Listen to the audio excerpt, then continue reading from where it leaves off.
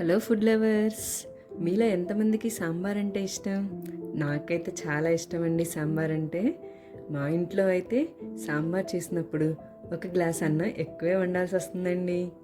అలా వేడి వేడిగా అన్నం పెట్టుకొని అందులోకి సాంబార్ వేసుకొని అలాగే 4-5 గొట్టాలు కానీ అప్పడాలు కానీ వేసుకొని తింటుంటే చాలా బాగుంటుంది కదా. ఇంకా ఏమాత్రం ఆలస్యం చేయకుండా నా స్టైల్లో సాంబార్ ఎలా చేయాలో చూసేద్దాం రండి. వెల్కమ్ టు సంధ్యాస్ వంటల పుస్తకం. నేను మీ సంధ్య. ముందుగా మనం సాంబార్కి అయితే సాంబార్ పౌడర్ని ప్రిపేర్ చేసుకోవాలి. దానికి కావాల్సినవి 2 టేబుల్ స్పూన్ల వరకు ధనియాలు, అలాగే పచ్చిపప్పు, మినపగుండ్లు, మెంతులు, అలాగే దాల్చిన చెక్క, 4 రెబ్బల కరివేపాకు, 2 టేబుల్ స్పూన్ల జీలకర్ర, 5-6 ఎండుమిరపకాయలు. వీటన్నిటిని తీసుకొని రెడీగా పెట్టుకోండి. ఆ తర్వాత కళాయి తీసుకొని అందులోకి 1 టేబుల్ స్పూన్ వరకు ఆయిల్ వేసుకోండి. ఆయిల్ అనేది హీట్ అయిన తర్వాత ఇందాక మనం తీసుకున్న దాల్చిన చెక్క అలాగే పచ్చిపప్పు వేసుకొని కొంచెం ఫ్రై చేసుకోండి. ఇలా వీటన్నిటిని కూడా ఒకదాని తర్వాత ఒకటి వేసుకుంటూ మాడిపోకుండా ఫ్లేమ్ అనేది సిమ్లోనే పెట్టుకొని వేయించుకోవాలి. ఇలా వీటన్నిటిని వేసుకున్న తర్వాత ఎండుమిరపకాయలు, చివరిగా కొంచెం జీలకర్ర, అలాగే కరివేపాకు, ఇవన్నీ కొంచెం చిటపటలాడేంత వరకు ఉంచుకోవాలి. అలా ఉంచుకొని స్టవ్ ఆఫ్ చేసుకొని చల్లారనిచ్చి ఇలా మిక్సీ జార్లోకి తీసుకొని మెత్తటి పౌడర్లా చేసుకోవాలి. ఆ తర్వాత మనకి సాంబార్లోకి ముక్కలు చాలా ఇష్టంగా తింటాం కదా, వాటి కోసమే మనం ఇలాగా సొరకాయ, క్యారెట్, ఆలు, టమాటో, మిర్చి, ఆనియన్ మనకి ఏ అయితే ఉంటాయో వాటన్నిటినీ తీసుకొని ఇలా ముక్కలుగా కట్ చేసుకోండి. అలాగే పులుపు కూడా తగులుతూ ఉంటుంది కదండి, దానికి ఒక నిమ్మకాయ సైజ్ అంతా చింతపండుని తీసుకొని నానబెట్టుకొని పక్కన పెట్టేసుకోండి. అలాగే 1 గ్లాస్ వరకు కందిపప్పును కూడా కడుక్కోండి. ఈ కందిపప్పును కూడా కడిగేసి పక్కన పెట్టుకోండి. ఇలా కందిపప్పు అన్ని కడుక్కున్న తర్వాత ఒక గిన్నెలోకి కందిపప్పును తీసుకొని 1 టేబుల్ స్పూన్ వరకు ఆయిల్, అలాగే చిటికెడు పసుపు వేసి పప్పును అనేది మనం ఉడికించుకోవాలి.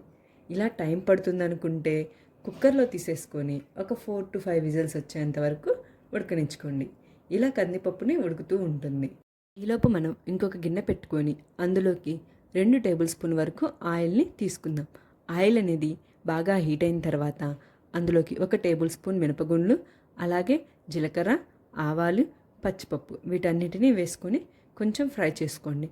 ఆ తర్వాత ఒక 2 రెబ్బల కరివేపాకు, 2 ఎండుమిరపకాయలు, అలాగే ఒక మీడియం సైజ్ ఉల్లిగడ్డను వేసుకొని దీనన్నిటిని కొంచెం బాగా ఫ్రై చేసుకోండి. అలా ఫ్రై అయిన తర్వాత మనం ముందుగా కట్ చేసి పెట్టుకున్నటువంటి కూరగాయ ముక్కలన్నిటినీ కూడా ఇందులోకి యాడ్ చేసుకోండి.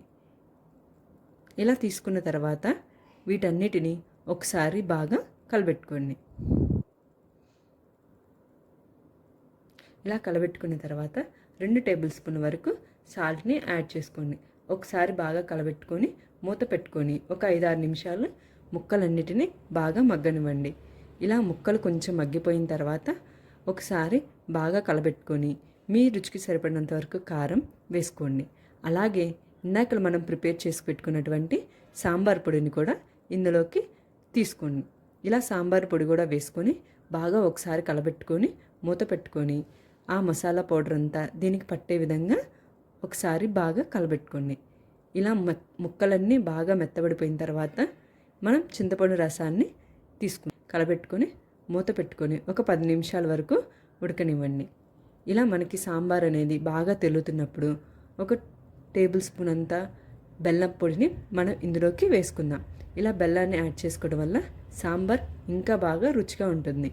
ఇలా బెల్లాన్ని వేసుకుని మనం ముందుగా ఉడికించి పెట్టుకున్నటువంటి పప్పును కూడా ఇందులోకి వేసుకుందాం. ఇలా వేసుకొని ఒకసారి బాగా కలబెట్టుకొని మూత పెట్టుకొని ఒక 5 నిమిషాల వరకు ఉడకనించుకుందాం. ఇలా ఉడికిన తర్వాత ఒకసారి మీకు సాల్ట్ సరిపోయిందో లేదో చెక్ చేసుకొని ఇలా సాల్ట్ని కూడా చూసుకోండి. ఇలా వేసుకొని ఒకసారి కలబెట్టుకొని ఒక 2 నిమిషాలు ఉడకనిచ్చి తర్వాత స్టవ్ ఆఫ్ చేసుకొని పక్కన పెట్టేసుకోండి. సాంబార్ రెడీ. మీరు కూడా ట్రై చేసి ఎలా ఉందో నాకు తప్పకుండా కామెంట్ చేయండి. అలాగే మీకు నచ్చినట్లయితే లైక్ చేయండి, షేర్ చేయండి. మరి మర్చిపోకుండా మరిన్ని వీడియోస్ కోసం మన ఛానల్ని తప్పకుండా సబ్స్క్రైబ్ చేసుకోవటం మర్చిపోవద్దు. Thanks for watching.